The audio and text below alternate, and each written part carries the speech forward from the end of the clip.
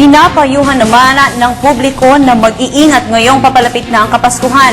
Isang pasahero kasi ang napatay matapos holdupin ng isang jeep sa kahabaan ng Mindanao Avenue. Narito ang report ni Bernard Tan.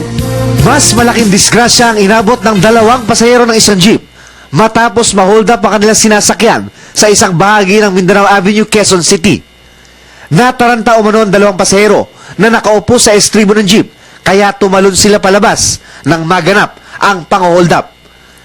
Dead on the spot ang isang lola na nakilalang si Lerma Espino, habang sugatan naman ang isa na nakilalang si Christian Sembrano. Ayon sa mga otoridad, isang armadong lalaki na nasa 5'6" ang taas, nakamaong short at puting damit ang humold up sa jeepney. Nagkaroon ng commotion, so itong dalawa, itong isang victim at isa pa na sa ospital, sa gilid, biglang tumalon, bumaba.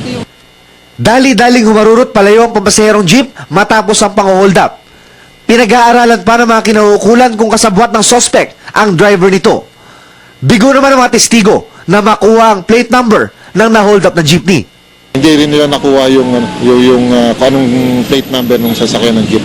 Patuloy na tinutugis ng mga otoridad ang nakatakas sa suspect.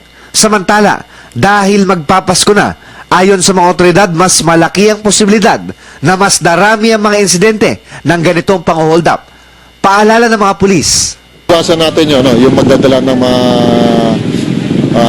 mamahaling bagay sa katawan natin, lalo yung mga lahas at yung magdala ng maraming pera habang sa inyong pagbiyahe. Paggamit ng cellphone habang nakasakay sa sasakyan. Para sa Telebisyon ng Bayan, Bernard Tan.